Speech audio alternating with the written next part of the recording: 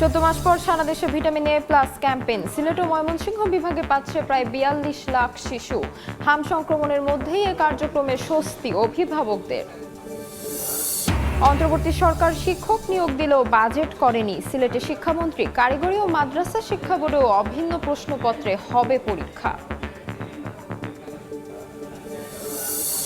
ময়মনসিংহের পাগলা থানায় 8 ইউনিয়ন নিয়ে নতুন উপজেলা নাম পরিবর্তনে তীব্র ক্ষোভ। গণশুনানি ছাড়া প্রস্তাব পাঠানোর অভিযোগ, পুরনোটি বহাল রাখার দাবি। শাবিপ্রবির লেক ভরাট করে গ্যারেজ নির্মাণ, 7.5 কোটি টাকার জলাধার প্রকল্প নিয়ে প্রশ্ন। বিশ্ববিদ্যালয়ের স্বার্থের বাইরে কোনো সিদ্ধান্ত নয়, জানালেন উপাচার্য।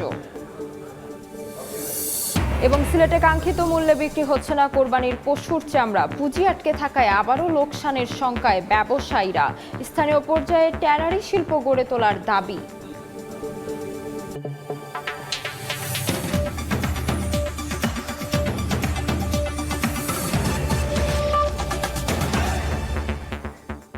আমন্ত্রণ সময় সংবাদের নিয়মিত আয়োজন বিভাগীয় সময়ে। থাকছে সপ্তাহের 7 দিন ভিন্ন ভিন্ন বিভাগের সংবাদ নিয়ে। আজ থাকছে সিলেট ও ময়মনসিংহ বিভাগ, সঙ্গে আছে আমি তাজমিলা খান। সারা দেশে চলছে ভিটামিন এ প্লাস ক্যাম্পেইন। স্থানীয় বিদ্যালয় ও সরকারি শিশু হাসপাতালে বিকেল 4টা পর্যন্ত খাওয়ানো হবে লাল ও নীল রঙের vitamin A plus capsule. Sylhet ও ময়মনসিংহ বিভাগে পাচ্ছে প্রায় 42 লাখ শিশু। হাম সংক্রমণের মধ্যেই এ কার্যক্রমে স্বস্তি অভিভাবকদের। অপুষ্টিজনিত অন্ধত্ব দূর করতে এবং শিশু মৃত্যু প্রতিরোধে সারা দেশে একযোগে খাওয়ানো হচ্ছে ভিটামিন এ প্লাস ক্যাপসুল। রোববার সকালে ময়মনসিংহ, জামালপুর, সিলেট, নেত্রকোনা সহ বিভিন্ন জেলায় স্বাস্থ্যকেন্দ্রে শিশুদের নিয়ে ভিড় করেন অভিভাবকরা। 6 থেকে 11 মাস বয়সী শিশুদের একটি করে নীল রঙের ক্যাপসুল এবং 12 থেকে 59 মাস বয়সী শিশুদের খাওয়ানো হয় লাল রঙের ক্যাপসুল। ভিটামিন এ ক্যাপসুল খাওয়ার কারণ হচ্ছে কি, যে চোখের যে দৃষ্টিশক্তি ওইটা বাড়ে। সরকার একটা ভালো উদ্যোগ, এটা নিয়মিত চালু রাখা উচিত আমি বলে মনে করি। লক্ষ্যমাত্রা অর্জনে প্রতিটি কেন্দ্রে স্বাস্থ্যকর্মীদের সঙ্গে কাজ করেন স্বেচ্ছাসেবীরাও। ভিটামিন এ ক্যাপসুলের শিশুদের রোগ প্রতিরোধ ক্ষমতা বাড়ানো সহ নানা সুফল রয়েছে বলে জানান স্বেচ্ছাসেবকরা। এদিকে শিশুদের ভরা পেটে স্বাস্থ্যকেন্দ্রে আনার পরামর্শ দেওয়া হয় অভিভাবকদের। একটি শিশু বাদ না যায় আমাদের প্রত্যাশা, সেই লক্ষ্যে আমরা কাজ করে যাচ্ছি। 6 মাস থেকে 59 মাসের 2 কোটির বেশি শিশুকে খাওয়ানো হচ্ছে vitamin A plus capsule. Fahria Farzana, Somoy সংবাদ।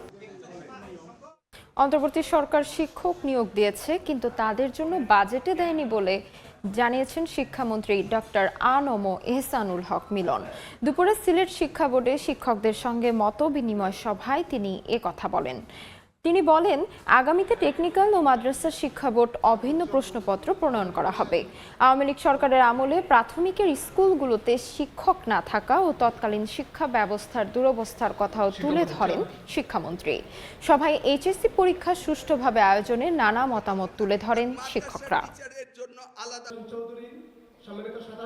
ইন্টারিম গভর্নমেন্ট এসে এনটিআরসি থেকে মাদ্রাসায় শিক্ষক নিয়োগ দিয়ে গেল 17,000। ভেরি গুড, ভ্যাকেন্ট আছে, নিয়োগ হয়ে গেছে, কোনো অসুবিধা আছে?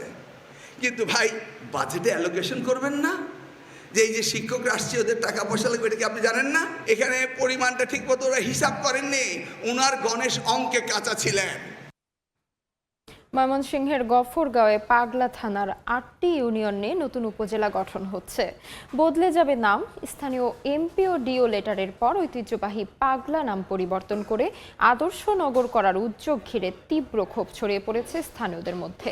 তাদের অভিযোগ, মতামত ও কোনো গণশুনানি ছাড়াই প্রস্তাব পাঠিয়েছে উপজেলা প্রশাসনও। স্বীকারও করেছেন ইউএনও। 100 বছরের ঐতিহ্যবাহী উপজেলা সদরের নাম পাগলা থানা বহাল রাখার দাবি তাদের। গগন পণ্ডিতের ছবিতে ওবায়দুল হকের রিপোর্ট।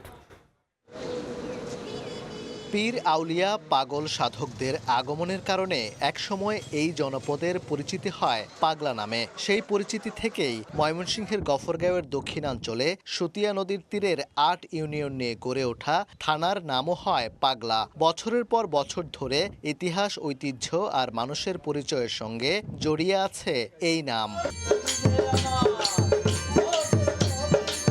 পাগলা থানার বিভিন্ন মাজারে প্রতিদিনই জড়ো হন ফকির আশেক ভক্তরা। আধ্যাত্মিক পরিবেশে মুখর থাকে এলাকা। ৮ ইউনিয়নের মানুষের দীর্ঘদিনের দাবি ছিল একটি স্বতন্ত্র উপজেলা। জাতীয় সংসদ নির্বাচনের আগে স্থানীয় সংসদ সদস্য আক্তারুজ্জামান বাচ্চু পাগলাকে উপজেলা করার প্রতিশ্রুতি দেন।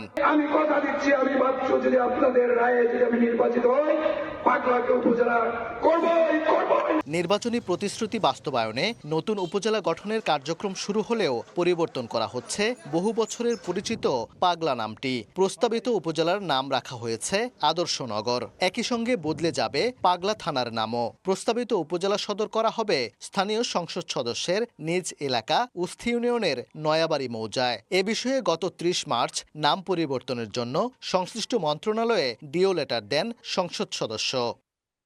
পুরো গফরগাঁওয়ের মানুষেরও পাগলা নামটা কারো পছন্দ না, সেটা সরকারের উপর সব লেভেলেই এই নামটা পরিবর্তনের জন্য মাননীয় মন্ত্রী তো নিজেই লিখেছে। পাগলা নামের বিকল্প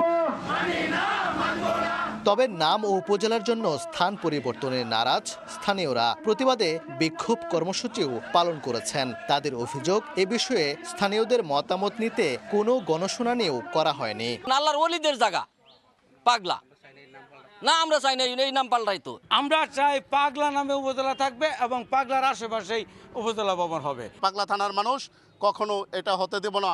আমরা প্রয়োজন হলে আমরা সংসদ ভবন পর্যন্ত আমরা যাব। যদিও উপজেলা নির্বাহী কর্মকর্তা প্রথমে দাবি করেন নাম পরিবর্তনের বিষয়ে স্থানীয়দের কোনো আপত্তি নেই। আপত্তিও জানায়নি, কোনো লিখিত কোনো কিছু আমাদের কাছে কেউ বলেও নেই যে আসলে এটা এই নামে হওয়া উচিত বা এই নামে হওয়া উচিত না। তবে উপজেলা প্রশাসনের মাধ্যমে প্রধানমন্ত্রীর কাছে এলাকাবাসীর দেয়া স্মারকলিপির বিষয়ে প্রশ্ন করা হলে অবস্থান বদলান এই কর্মকর্তা। পরে তিনি স্বীকার করেন কোনো গণশুনানি হয়নি। আর জেলা প্রশাসক দাবি করেন স্থানীয় পর্যায়ে গণশুনানির মাধ্যমেই তাদের কাছে প্রস্তাব পাঠানো হয়। যেহেতু আমাদের কোনো নির্বাচিত প্রতিনিধি নেই, তো সেক্ষেত্রে গণশুনানি আমাদের আসলে ওটা ফিজিবল হয়নি। নামকরণের বিষয়ে গণশুনানিতে যে ফলাফল সেটা হচ্ছে আদর্শনগর নামেই আমরা উপজেলা থেকে প্রস্তাব পেয়েছি এবং সেভাবেই আমরা প্রস্তাব নিকারে উপস্থাপনের জন্য প্রেরণ করেছি। নতুন উপজেলা গঠনের প্রস্তাবনাটি বর্তমানে প্রশাসনিক পুনর্বিন্যাস সংক্রান্ত কমিটিতে উপস্থাপনের অপেক্ষায় রয়েছে। ওবায়দুল হক, সময় সংবাদ, ময়মনসিংহ। এই মুহূর্তে ময়মনসিংহের গফরগাঁওয়ের পাগলা বাজারে আছেন সহকর্মী ওবায়দুল হক। সরাসরি যাচ্ছি সেখানে। ওবায়দুল, ময়মনসিংহের গফরগাঁওয়ের পাগলা থানার ৮টি ইউনিয়নে নতুন উপজেলা গঠনের উদ্যোগ নেওয়া হলেও পাগলা নামটি এবং যে উপজেলা সদর দপ্তর সেটি পরিবর্তনের প্রতিবাদে কিন্তু ক্ষোভে ফুঁসছে এই পাগলার বাসিন্দারা। এবং আজকেও কিন্তু তারা এই পাগলা থানার সামনে বিশাল একটি মানববন্ধনের আয়োজন করেছেন এবং সেখানে প্ল্যাকার্ড নিয়ে নারী, পুরুষ, শিক্ষার্থী সহ বিভিন্ন শ্রেণী পেশার মানুষ কিন্তু এখানে হাজির হয়েছেন এই পাগলা থানার সামনের যে সড়কটিতে। এখানে তারা প্লেকার্ডে যেটি লিখেছেন, পাগলা নামে উপজেলা চাই, থানা আছে যেই নামে উপজেলা চাই সেই নামে, পাগলা নামের বিকল্প মানি না মানব না, এই ধরনের বিভিন্ন লেখা আসলে স্লোগান সম্বলিত প্লেকার্ড হাতে নিয়ে কিন্তু নারী থেকে বৃদ্ধ সব বয়সী নানা শ্রেণী পেশার মানুষ কিন্তু দাঁড়িয়েছেন এই মানববন্ধন এবং প্রতিবাদ সমাবেশে। তারা যেটি বলছেন যে এই পাগলায় আসলে পীর আউলিয়া পাগল সাধকদের পদচারণা ছিল আগমনের কারণে, সেটি আসলে এই নামটি তাদের কাছে এক ধরনের ইতিহাস, ঐতিহ্য এবং আবেগের একটি নাম। সেই নামটি আসলে পরিবর্তন হোক সেটি আসলে তারা কখনোই চান না। এই নামেই কিন্তু এখানে থানা প্রতিষ্ঠিত হয় 2012 সালে এই পাগলা থানা নামেই, এবং এই থানার আওতাধীন অঞ্চলটি কিন্তু ঐতিহ্যগতভাবে কৃষি এবং স্থানীয় ব্যবসায়িক কেন্দ্র হিসেবে পরিচিত। এবং উপজেলা সদর থেকে কিন্তু 15 থেকে 45 কিলোমিটার দূরত্ব হওয়ায় প্রশাসনিক কার্যক্রম বিকেন্দ্রীকরণ করে নতুন উপজেলা গঠনের জন্য স্থানীয় বাসিন্দারা দীর্ঘদিন ধরে কিন্তু দাবি জানিয়ে আসছিলেন। সেই দাবির প্রেক্ষিতে কিন্তু নতুন উপজেলা গঠনের সিদ্ধান্ত নেওয়া হয়েছে। এক্ষেত্রে যে নাম পরিবর্তন এবং স্থান পরিবর্তনের যে প্রস্তাবনাটি গিয়েছে, তারা বলছেন এই বিষয়ে কোনো ধরনের গণশুনানি হয়নি এবং সেটি স্বীকারও করেছেন উপজেলা নির্বাহী কর্মকর্তা। তারা বলছেন যে এই এই যে প্রস্তাবনাটি সেটি যদি বাতিল না করে এখানেই থানা যেখানে আছে সেখানে উপজেলা সদর দপ্তর করার জন্য এবং এই নামটিতে উপজেলা করার জন্য, এবং যদি এটা তা না হয় তারা আরো বড় ধরনের আন্দোলনে তারা যাবেন। তো এই ছিল আমার কাছে ময়মনসিংহের গফরগাঁও পাগলা থানা এলাকা থেকে আমার কাছে থাকা সবশেষ খবর। ময়মনসিংহ থেকে সরাসরি যুক্ত ছিলাম। জলাধার সংরক্ষণে নানা উদ্যোগ নিচ্ছে সরকার, তবে একটি পাবলিক বিশ্ববিদ্যালয়ে প্রায় 7.5 কোটি টাকা ব্যয় নির্মিত লেকের অংশ ভরাট করে তৈরি হচ্ছে গাড়ির গ্যারেজ। সিলেটের শাহজালাল বিজ্ঞান ও প্রযুক্তি বিশ্ববিদ্যালয়ের শহীদ রুদ্র সেন লেক ঘিরে সৃষ্টি হয়েছে তীব্র বিতর্কের। প্রশাসন বলছে বিশ্ববিদ্যালয়ের ভালো হয় নেওয়া হবে এমন সিদ্ধান্তই। দিগেন সিংহের ক্যামেরায় জয়ন্ত কুমার দাসের রিপোর্ট।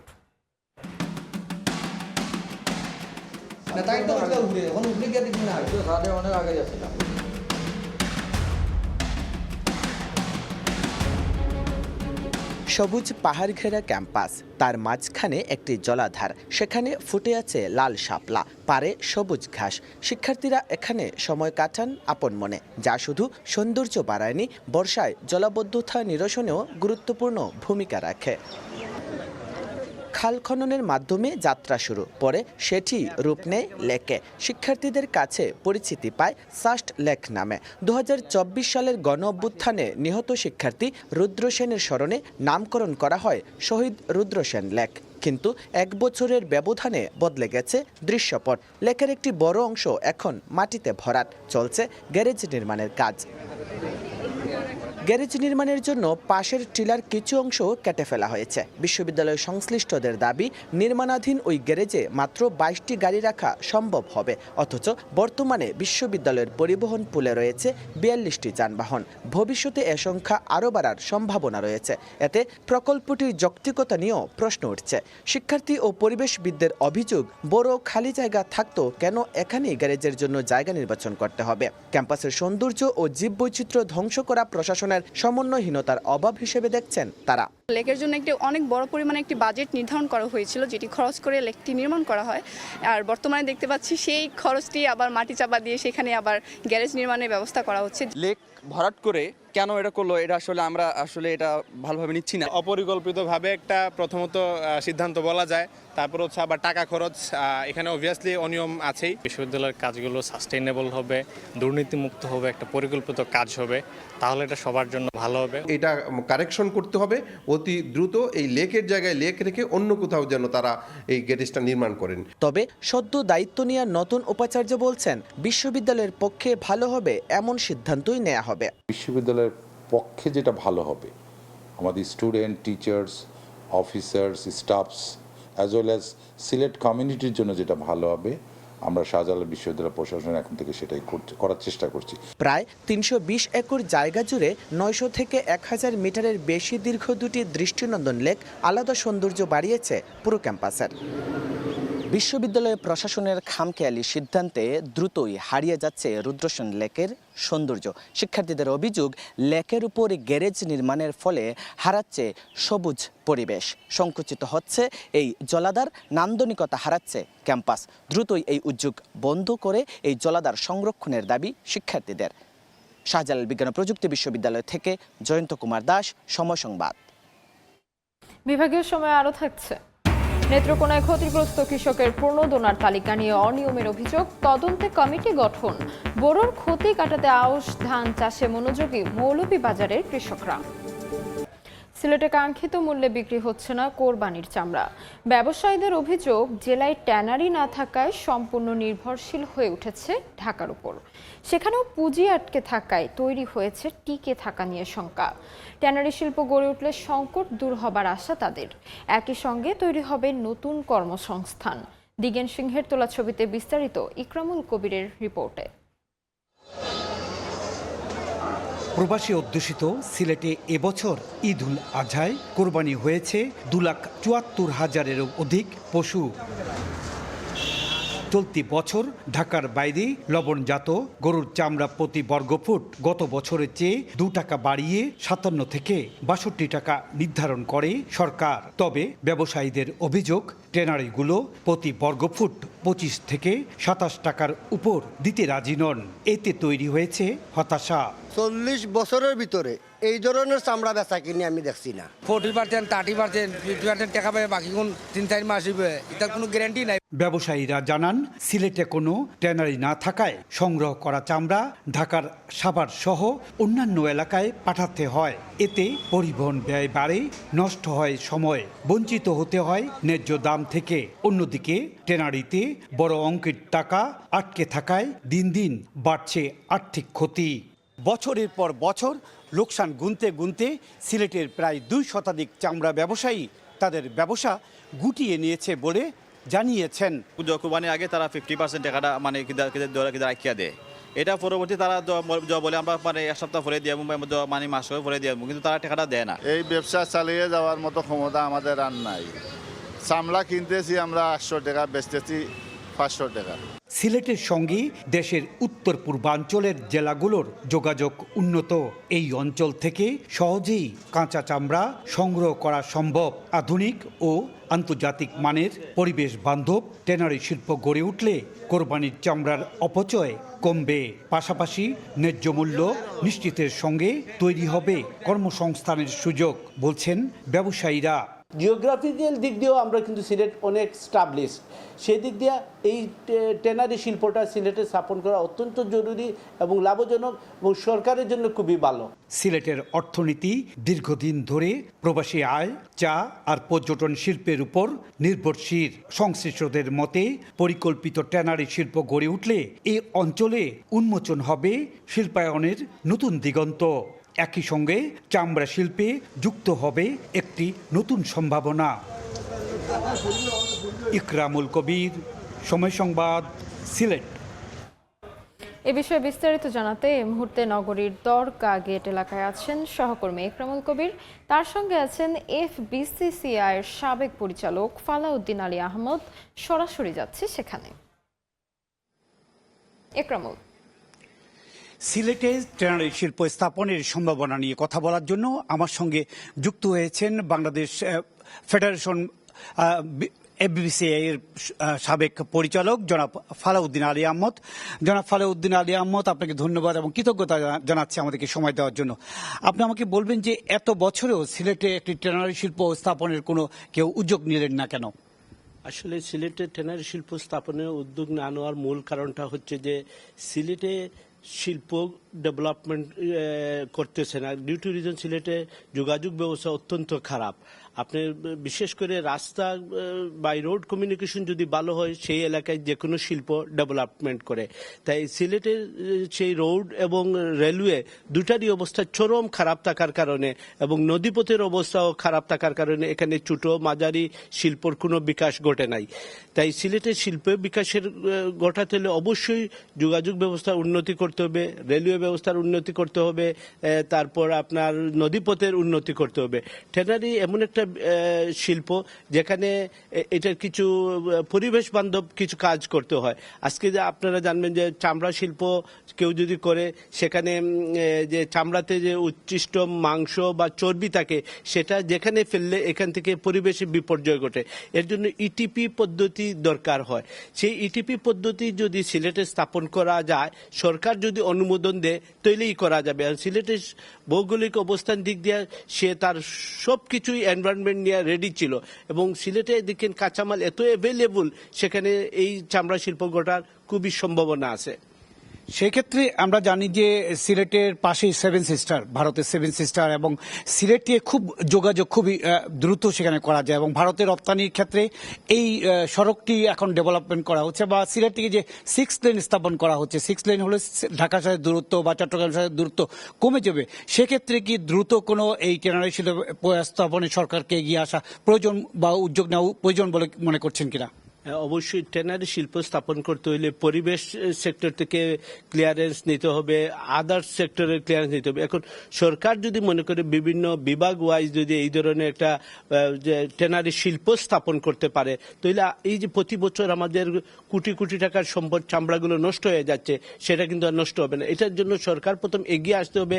আমাদের LWG সার্টিফিকেট প্রাপ্ত হইলে প্রাপ্ত হতে হলে একটা বর্জ্য শোধনাগার তৈরি করতে হবে। সেই বর্জ্য শোধনাগার যতদিন পর্যন্ত আমরা করতে পারবো না ততদিন পর্যন্ত আমাদের পুরো বাংলাদেশের কোনো চামড়াই বিদেশের ভালো মার্কেটে যাবে না। যেমন ইউরোপ, আমেরিকা, জাপান এরা হচ্ছে আমাদের বড় বায়ার। এরা কিন্তু আপনি আপনার বর্জ্য শোধনাগার প্লান্ট যদি ডেভেলপমেন্ট না করেন আপনার কাছে কখনো এরা কিনবে না। এরা একটা পরিবেশ বান্ধব যে কোনো প্রোডাক্ট না হলে আজকাল স্মার্ট পৃথিবী কারোর কাছে কোনো কিছু না। আপনি দেখেন গার্মেন্টসে ইটিপি পদ্ধতি চালু করাতে এখন বাংলাদেশের গার্মেন্টস থেকে ওরা নিচ্ছে। তাই তাদের চাহিদা অনুযায়ী যে সমস্ত কাজ করলে আমরা গোল্ড সার্টিফাইড হইতে পারবো সেই কাজগুলো আমাদের করতে হবে। আপনি দেখবেন যে আমাদের সাভার থেকে হাজারীবাগ থেকে সাভারে ট্যানারি শিল্প স্থানান্তর করা হয়েছিল, কিন্তু সেটা সেই পুরোপুরি সাকসেসফুল না হওয়াতে যেখানে 14 লক্ষ মেট্রিক টন প্রতি বছর ওরা করতে পারে বর্জ্য শোধনাগার করতে পারে, যেখানে 32 লক্ষের উপরে টনের উপর আমাদের চাহিদা। সেই অনুযায়ী না করতে পারলে তো আমি করতে পারবো না, এক্সপোর্ট করতে পারবো না। আর আমি যদি সেই প্রিমিয়াম কোয়ালিটি তৈরি না করতে পারি আমি প্রিমিয়াম রেট পাবো না আন্তর্জাতিক বাজারে।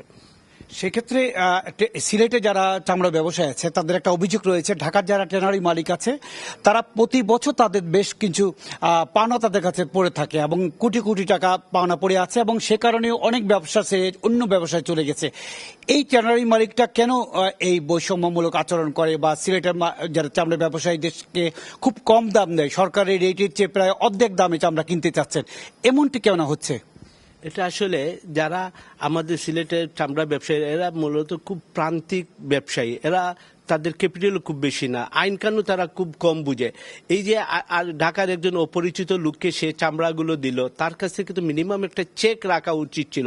দিন শেষে সে বলতে পারতো কোর্টে গিয়ে যে আমি ওনাকে চামড়া দিয়েছিলাম, আমার টাকা পরিশোধ করে নাই। কোর্ট একটা তাকে জাজমেন্ট দিতে পারতো যে তুমি চামড়া নিশ্চয় টাকা দাও। কিন্তু এই সমস্ত প্রান্তিক ব্যবসায়ীরা তারা এই চেক টেকের এই সিস্টেম বুঝে না। আর আমাদের এখানে মধ্যস্বত্বভোগীরা একটা ফরিয়ার টাইপ হয়ে গেছে। ওরা করে কি জানেন, এই সমস্ত ব্যবসায়ীদেরকে কিভাবে ঠকাইয়া মালটা নিয়ে করে এই বাংলাদেশ থেকে আরেকটা সমস্যা আছে, আমাদের কাঁচামাল কিন্তু রপ্তানি করা যায় না। চামড়াটা যতদিন পর্যন্ত কাঁচামাল হিসেবে রপ্তানি করা না যাবে ততদিন পর্যন্ত আমাদের এই সমস্যাটা থেকেই যাবে। এই যে ব্যবসায়ীরা টাকা পাচ্ছেন, এই জন্য সরকারও ইন্টারফেয়ার করা উচিত। এই কাদের কাছে দেওয়া হয়েছে এটা ইনভেস্টিগেশন করে যদি দেখা যায় সত্যি সে এই চামড়াগুলো দিয়েছে, সরকার ওই সমস্ত ট্যানারি মালিকদেরকে ধরা উচিত যে কেন আপনি এই টাকাটা পরিশোধ করতে পারতেছে না।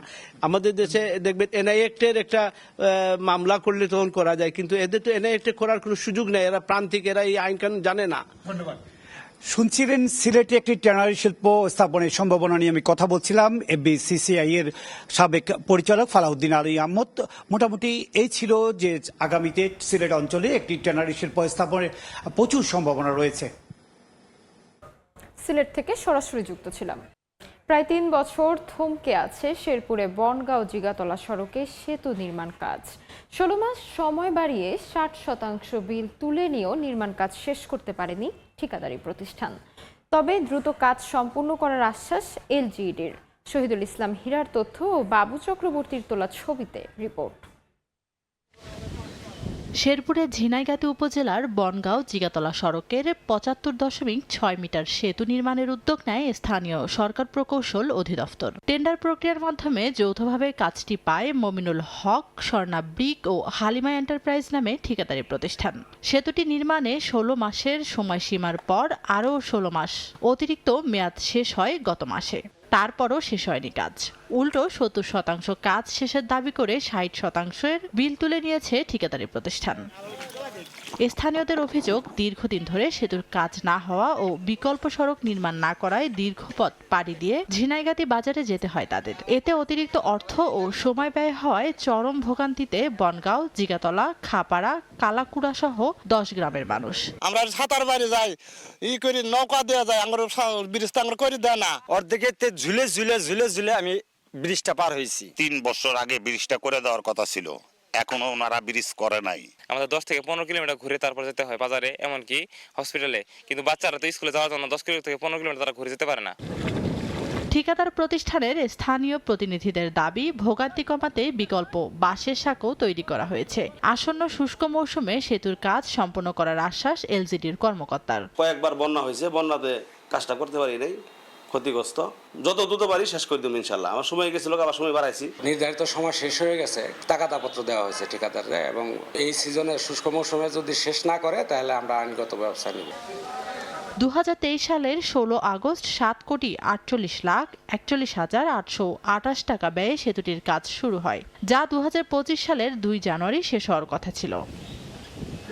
সময় সংবাদ, শেরপুর। সিলেট সীমান্তে যৌথ অভিযানে উদ্ধার হয়েছে অস্ত্র ও বিস্ফোরক। শনিবার রাতে জকিগঞ্জ উপজেলার সীমান্তবর্তী সোনাসার এলাকায় অভিযান চালায় বিজিবি ও র্যাব। তল্লাশিতে উদ্ধার হয় একটি ওয়ান শুটার গান, 11টি ডেটোনেটর এবং 11টি এক্সপ্লোসিভ। এ সময় কাউকে আটক করা যায়নি। সীমান্তের নিশ্ছিদ্র নিরাপত্তা নিশ্চিত, অস্ত্র ও বিস্ফোরক দ্রব্যের অনুপ্রবেশ প্রতিরোধ এবং চোরাচালান দমনের তৎপরতা অব্যাহত রয়েছে বলে জানিয়েছে বিজিবি।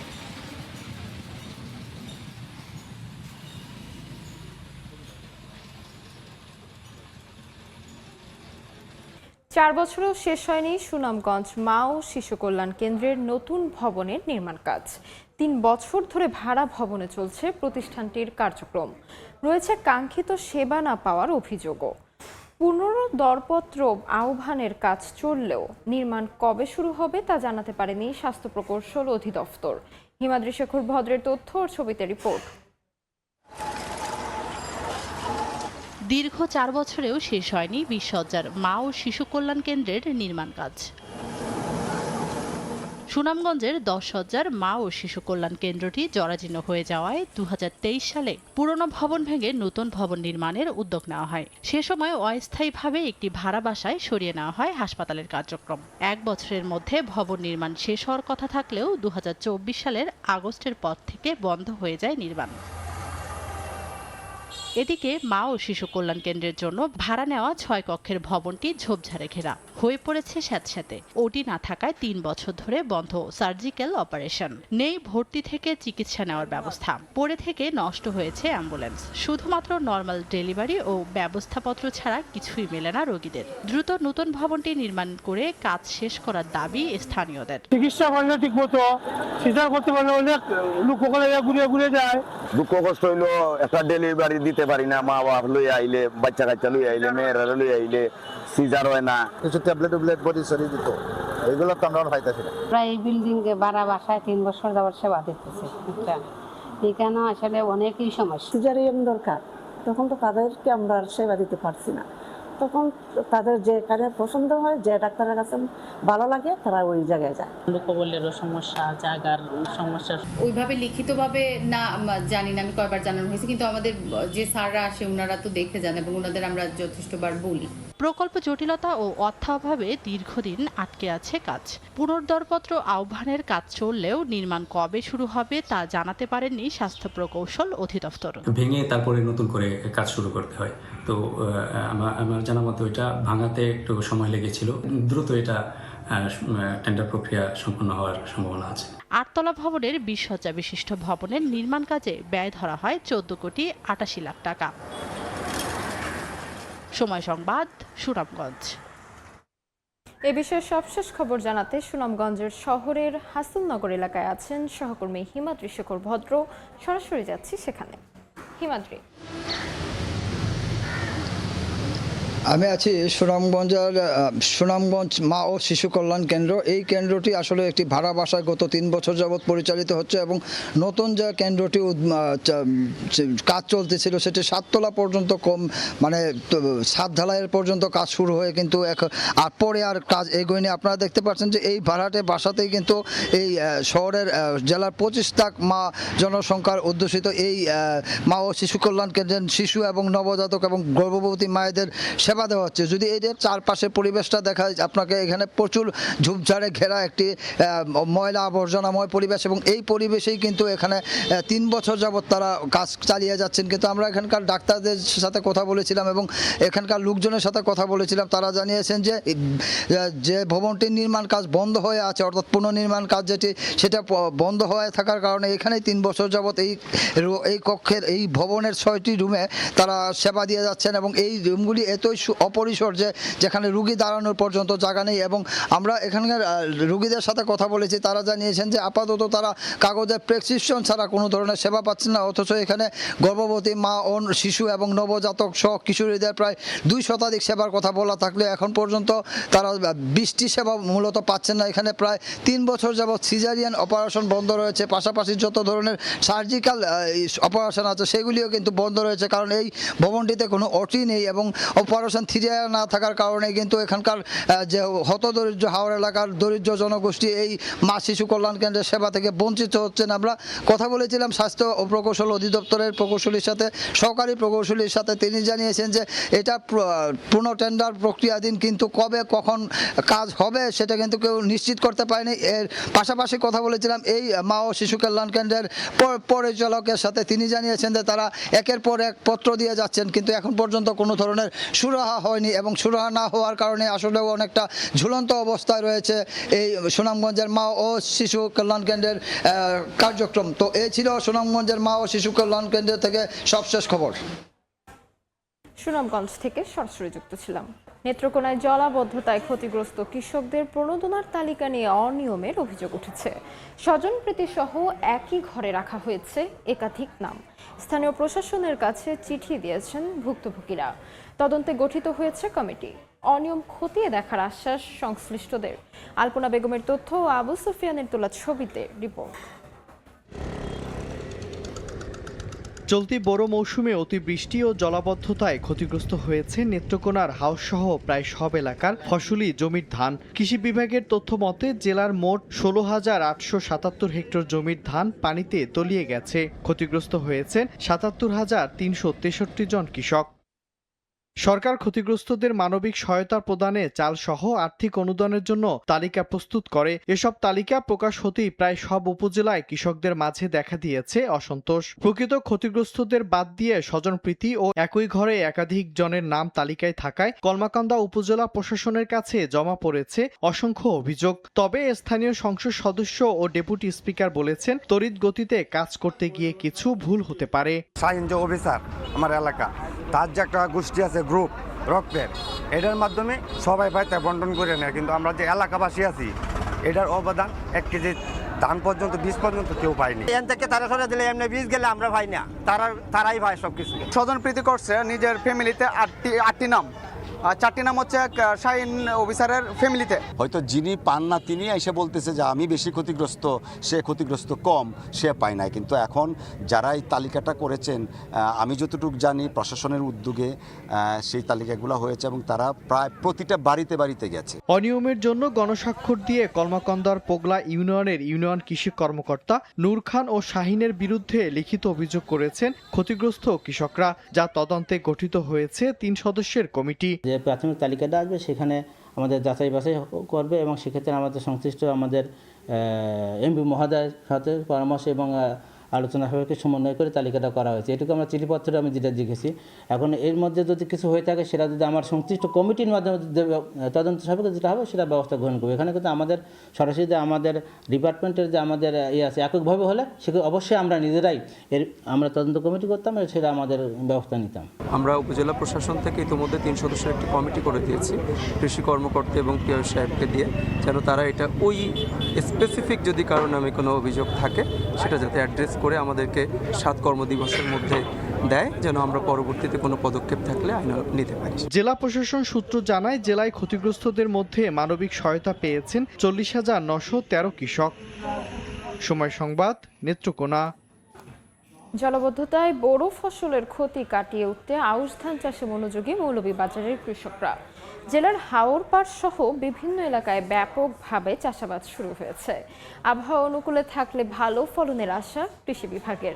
শাহ ওলিদুর রহমানের পাঠানো তথ্য ও মোহাম্মদ ইয়ারুপ আহমেদের ছবিতে রিপোর্ট। চলতি বর্ষায় আবহাওয়া আউশ চাষাবাদের সম্পূর্ণ অনুকূলে থাকায় চাষিরা জমি প্রস্তুত ও হালি চারা রোপণে ব্যস্ত সময় পার করছেন। ভোর থেকে সন্ধ্যার আগ পর্যন্ত ফসলের মাঠ জুড়ে ব্যাপক কর্মযজ্ঞ। এবছর আগাম ভারী বর্ষণ ও উজানের পাহাড়ি ঢলে মৌলভীবাজারে ব্যাপকভাবে বড় ফসলের ক্ষতি হয়, যা কাটিয়ে উঠতে আউশ ধান চাষে আগ্রহী হন চাষিরা। কৃষি বিভাগ আউশের আবাদ বাড়াতে চাষিদের মধ্যে বিনামূল্যে প্রণোদনার সার বীজ বিতরণ করছে। চলতি বছর জেলায় লক্ষ্যমাত্রার চেয়ে ১,৬৮৪ হেক্টর অতিরিক্ত আউশ আবাদ হয়েছে। হেক্টর প্রতি উৎপাদন ধরা হয়েছে 2.88 মেট্রিক টন।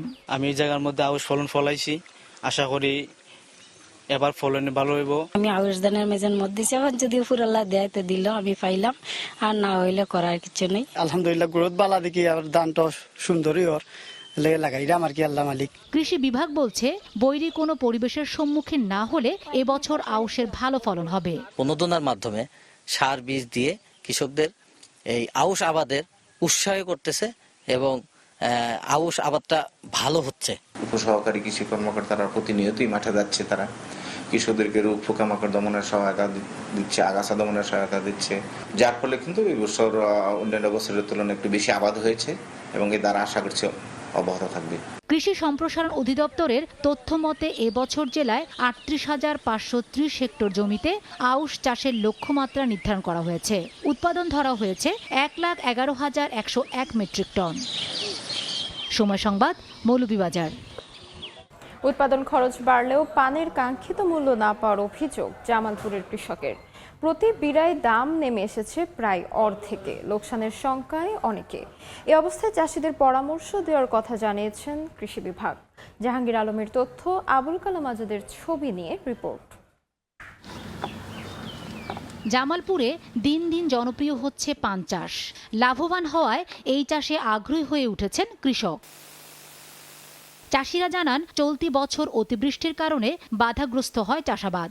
অনেক এলাকায় পোকামাকড়ের আক্রমণে বরজে দেখা দেয় ফলন বিপর্যয়। তারা বলেন, গত বছর প্রতি বিড়া পান ৮০ থেকে ৯০ টাকায় বিক্রি হলেও এবছর বিক্রি হচ্ছে ৩০ থেকে ৪০ টাকায়। অভিযোগ, কৃষি বিভাগ থেকে মেলে না সহায়তা। বৃষ্টিতে পানের ছিঁড় আসে, পচন ধরে। গতবার যে পানটা বেচে আমরা ৭০ টাকা ৮০ টাকা, এটা ৩০ টাকা ২৫ টাকার মধ্যে আসছে। পান বরজে যে রোগবালা এগুলো হইতেছে, আপনার এইগুলোর জন্য আমরা নিজেরাই আনুমানিকের উপর সার কীটনাশক প্রয়োগ করতেছি। আমাদের এখানে এখনো কৃষি কর্মকর্তারা ওইভাবে এসে আমাদের দিক নির্দেশনা দিতেছে না। একই সঙ্গে কীটনাশক ও সারের দাম বেড়ে যাওয়ায় পান চাষিদের তৈরি হয়েছে লোকসানের শঙ্কা। কীটনাশকের দাম খুব বাড়তি। টিএসপি সার ১২00-১৪০০ টাকা বস্তা ছিল, এখন এবার বছর ২৮০০-২৯০০ টাকা বস্তা।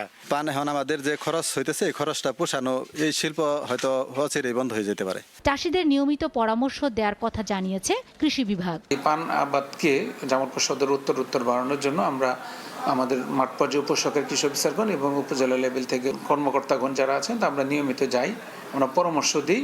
জামালপুর সদর উপজেলায় ২০০ হেক্টর জমিতে পান চাষ হচ্ছে। সময় সংবাদ, জামালপুর। করব মোরা ফল চাষ, সংরক্ষণ করব ১২ মাস স্লোগানে মৌলভীবাজারে ৩ দিন ব্যাপী ফল মেলা শুরু হয়েছে। দুপুরে জেলা কৃষি বিভাগ কার্যালয়ের সামনে কৃষি সম্প্রসারণ অধিদপ্তরের আয়োজনে ফিতা কেটে ফল মেলার আনুষ্ঠানিক উদ্বোধন করেন স্থানীয় সরকারের উপপরিচালক রুবেল মাহমুদ। এ সময় উপস্থিত ছিলেন কৃষি সম্প্রসারণ অধিদপ্তরের উপপরিচালক মোহাম্মদ জালাল উদ্দিন, জেলা পরিষদ প্রশাসক মোহাম্মদ মিজানুর রহমান মিজান সহ কৃষি বিভাগের কর্মকর্তাবৃন্দ। মেলা স্টল পরিদর্শনের পর কৃষি বিভাগের হল রুমে আলোচনা সভা অনুষ্ঠিত হয়। ফল মেলা চলবে ৩০ জুন পর্যন্ত।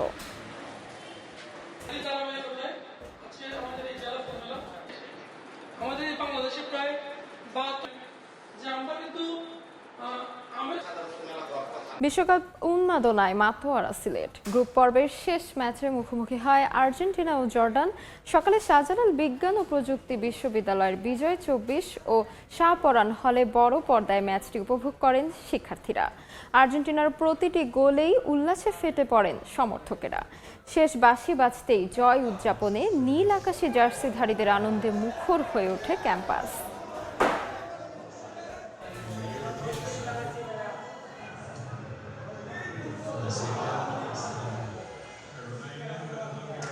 মেসি ছাড়া হচ্ছে খেলতে পারে আর্জেন্টিনা, এটা অনেক মানে আমাদের জন্য একটা আনন্দিত বিষয়। আমরা অনেক খুশি, মেসি 6 গোল করছে, আমরা আশা করি নকআউটের প্রত্যেকটা ম্যাচে মেসি গোল করবে। যদি মেসি প্রথম থেকে খেলতেন তাইলে ওনার গোলের সংখ্যা আরো বেশি মানে বাড়তো। আমরা আশা করছি এই যে পারফরমেন্স দিচ্ছে মেসি, আশা করি যে এই ফাইনাল পর্যন্ত খেলবে আর 26 বিশ্বকাপটা আমরাই জিতবো। বিভাগীয় সময়ের শীর্ষ সংবাদগুলো জানিয়ে দিচ্ছি আরেকবার। 14 মাস পর সারা দেশে vitamin A plus campaign. Sylhet ও ময়মনসিংহ বিভাগে পাচ্ছে প্রায় 42 লাখ শিশু। হাম সংক্রমণের মধ্যেই এই কার্যক্রমের স্বস্তি অভিভাবকদের। অন্তর্বর্তী সরকার শিক্ষক নিয়োগ দিলেও বাজেট করেনি সিলেটের শিক্ষামন্ত্রী। কারিগরি ও মাদ্রাসা শিক্ষা বোর্ডেও অভিন্ন প্রশ্নপত্রে হবে পরীক্ষা। এবং ময়মনসিংহের পাগলা থানায় 8 ইউনিয়ন নিয়ে নতুন উপজেলা নাম পরিবর্তনে তীব্র ক্ষোভ। গণশুনানি ছাড়া প্রস্তাব পাঠানোর অভিযোগ, পুরনোটি বহাল রাখার দাবি।